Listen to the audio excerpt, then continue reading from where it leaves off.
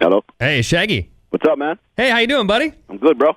Where are you calling from right now? Where are you at? We're in New York City. Ooh, is that home for you?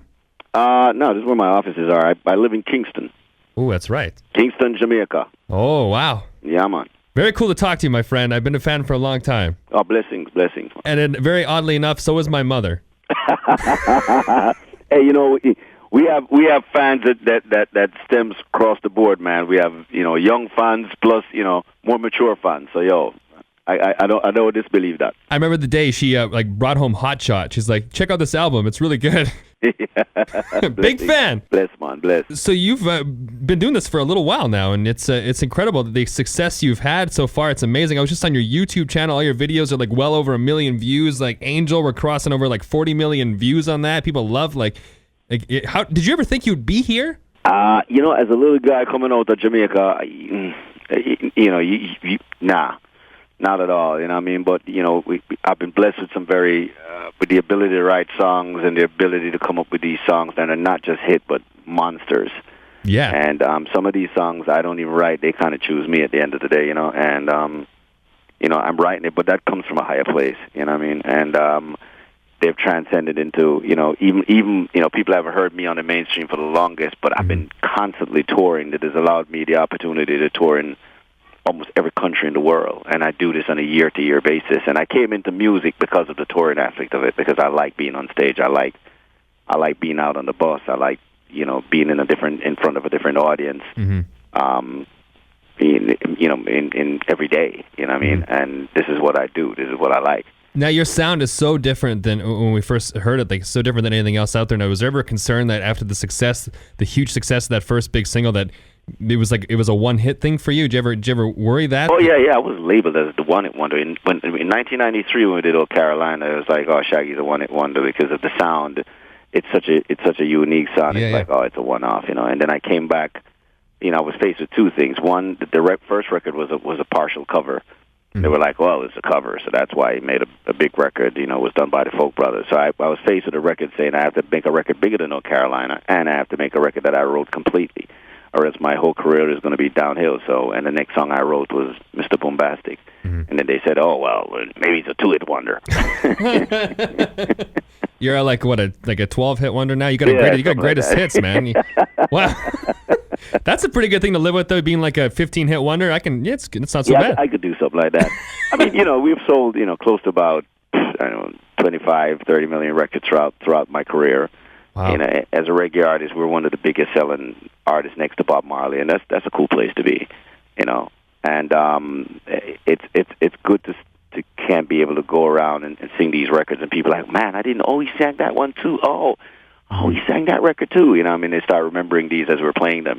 Now, 9 out of 10 times, if you tell somebody that Shaggy is coming to Saskatoon, somebody does the impression, the voice. Now, how do you? Shaggy. How do you feel about that? You want to be in an airport when they walk up to you and say that, Shaggy. That's the thing, right? So many people have done the voice. Like, you're really you've got such a signature sound. Like, how do you feel about that when people are just? Listen, it's very flattering. The funniest thing is when people come to and ask me to do answering machines. They're like, listen, Susie is a little, she's a little busy right now. So why don't you call back? Do you do it? Do you ever do it for people? I do it for people, and then it's funny. I think it was a girl says, "I can't believe you put that on." And my mom called, and she was like, "What were you doing with Mr. Lover Lover?" You should do one for me real quick right now. Huh? I can't do the same when you're a dude. Come on, man. Okay, we can just pretend we're hanging out and watching TV or something. We could do that. You want to try it? All right, what do you want me to say? We could just say some late night last night. We're cleaning the bathroom floor right now. We're out. It got pretty bad. What do you want? I don't know. What do you want to do? What are you thinking? All right, we could do. You got an alias? On air it's just DJ Tanner. Just DJ Tanner. So you don't want me to use your real name. So your friends call you DJ Tanner, right? Yeah, sure. Let's do that. Yeah. All right, here we go. Yo, hold up. You're disturbing right now. Yo. DJ Tanner is definitely here. We on the ones and twos. We about to get into some music. So, you know what? You got to call back. You dig that? Shaggy sister. That's amazing. People are gonna not like have any idea. What minds will be blown. Yeah, bless. Hey, you have the best attitude about this, man. It's so cool that you. Nah, it's cool, man. Listen, I have the greatest job in the world. You know what I mean? I'm a little kid from the ghettos of Kingston, and I've wrote some songs. I've seen it affect not just my life, but my friends around me lives. I've seen they send their kids to school, they bought their houses, and done great things. And I can't consider myself nothing more than more blessed. Now, So, and looking at people, maybe in music now, people that never gone through that and maybe shot to the top right away and have different attitudes about it. How do you feel towards that kind of thing? Well, everybody got their journey they travel, man. You know what I mean? And you learn. Life is a learning process. I never stop. I look at life. I walk around as a sponge. Soaking up every bit of knowledge that life has to offer. You know what I mean? And I still learn to this day. And the person I was 10 years ago is not the person I am now. The person I was 20 years before is not the person I am. And you never really give up on life. I had a conversation with somebody the other day that I remember artists that you haven't heard from at all, and out of nowhere to get a record and catch a second chance. I mean, that's just how it goes. And that's why when people get up and say, oh, they're going to end their life, or life is really bad, or you don't know what's around the corner. You just got to just roll, man. You know what I'm saying? And nothing can be that bad, because there's always a time you catch back a break. Wow, very true.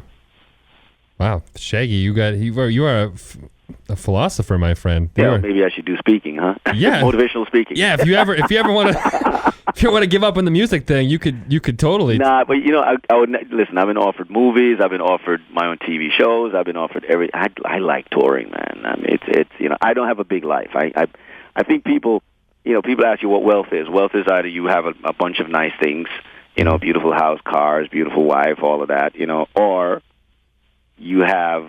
Wealth is the ability to tell somebody to fuck off. True that. You know what I'm saying? And I have that. I try to keep myself wealthy in that sense, where I don't do what I don't want to do. And that to me is wealth. You know what I mean? And I have no problems paying my bills. I have a nice home, nice kids, but I'm a road hog, and I'm gone. And this is what I do. You know what I mean? And I keep my life very simple. It was kind of like the element of selling out too. So many people, they get a taste of the money and the success, and they just want more. I had all of that, and when you have it, you're not really enjoying it. You have a big house, and then you have like caretakers to take care of the house because it's so big. You have 10,000 square feet, 2 acres of land, and you have 5 people working there, and these guys eat your food, swim in your pool, live in your house, drive your cars when they wash them, whatever it is, and you're on tour paying for it. They might be even banging your chick. You come back in for like a week, and then you're back out working really, really hard to maintain all of that. Wow. You know what I mean? If, when success hits you, and you're a guy from the hood, you don't know what hits you. You know what I mean? There's no textbook in telling you how to act. You'll be the guy who's an Eskimo that's trying to buy ice. Yeah. You know what I'm saying? It's that kind of situation that really, really happens. You're like, oh yeah, I need a big house, and I need a pool. I need a Olympic-sized swimming pool, one with my name on it. And then you realize, oh shit, but I can't swim. What was it though? Was there like a specific moment where you kind of had this like revelation? You realized that's not where you want to be going anymore? I've had several revelations through it, and I've just been blessed with many chances. You know what I mean? Some people get that one shot and just never catch it back. You got to remember, there was a time I had, Old Carolina, Mr. Bombastic, and that girl, and then it just kind of tapered off, and I had a reality check at that point. Then I catch another one with Love Me, and then we did, Angel and Wasn't Me, and became massive, and then, after that I caught another one back over in Europe with Feel the Rush and Fly High. So I've had these records, these times that it jump back up, and then I went back into dancehall reggae because I wanted to build my credibility, and I did like 2 top dancehall records and got a couple of number ones there, and now I'm doing a full reggae album, which is Shaggy and Sly and Robbie out of Many One Music, which is just all beautiful reggae, classic reggae songs. Nice. Which is totally not what Majors or anybody on the mainstream would expect me to do. But yeah, but you got to do like one for them, one for you, right? Yeah, so I'm but this is dope, man. I got Neil on there. I got Joe on there. I got Damian Marley on there. Tessa Chin, who's killing the voice right now, she's on there. So it's a great record. It's just a beautiful record. I wrote some amazing songs, and I want to go out and play them, and I want people to enjoy them, and I like playing them, and that's what, you got to do what you like, man. I enjoy it. Now, that's something with your music. You've always had really somebody featuring on a track. Or anybody on your short list that you dream to have someday with you on a song? I never tried to get the artist first before the song. I let the song dictate the artist. To be honest with you, but I like to do something like a Celine Dion. If Celine Dion would do like I'd have a beautiful reggae track with Celine Dion. I love Celine. I've met her several times. She's one of the sweetest people, but I would get her on like a really cool reggae joint. Is this why they offered you the TV show? Did you tell them that you wanted to have a song with Celine Dion, and they're like, "Wait, this is a TV show"? These TV shows they were offering me was reality type shows. Who wants to get into my life, and I'm a very private person. So if there was a show called Celine and Shaggy, I would be all over that. What would they do next? What would happen in that house? Yeah, it'd be a lot of reggae, man. Yeah, it's all good though. Of all the people you could have went with, I never would have expected that. That is cool. Yeah. She does have the voice, and I think that would be a really cool, an amazing voice and amazing. And it's all about the person too, because she came to Jamaica. Funny enough, she came to Jamaica and played for the first time, and she sold out our cricket stadium, which was incredible. The amount of people that came out to see her, and I think she was even shocked. She was just like, "Wow, I couldn't believe." And they knew every word to her songs. And I was like, this is a love of Caribbean people of the type of music that she like country singers. Like for instance, Kenny Rogers was a big hit. They were like, Kenny Rogers in Jamaica. I'm like, yeah, Kenny Rogers was like, we had like 10,000 people showing up for this guy. Then he got the restaurants. Kenny Rogers Chicken. Yeah. Remember that the Kenny Rogers Roaster? Didn't he have like the restaurants? Yeah, I did remember that. Didn't Roy Rogers have one too? There was Roy Rogers Chicken. And okay, maybe that's what I'm mixing up. But Kenny Rogers had the Kenny Rogers Roasters. He had the roaster. Roy Rogers had the chicken. That's right. Okay, that's what it is. They closed that down in the U.S. too? Hey, man, anything called fried chicken is a hard sell these days. Yeah, it's true. Americans are on some, get healthy type of food these days. Well, everybody globally, they're trying to get, do that healthy. You get a food that's healthy, they're with you. Anything that's grilled, people work with. Are you health conscious as well, like when you're on the road? Good. That's why I jerk everything. Jerk chicken. You just put sauce and put it on the grill, you're good. Jerk it. We gotta live a little too, you can't just follow all that. I eat everything. Stuff but the thing my schedule is I stay active. I'm on stage for 2 hours every night. I exercise, so I get to eat whatever the hell I want. Do what you want, man. Yeah, man. You got people at home answering the phone, doing impressions of you, banging your ladies. Do what you want on the road, right? Nah, I say it wasn't me.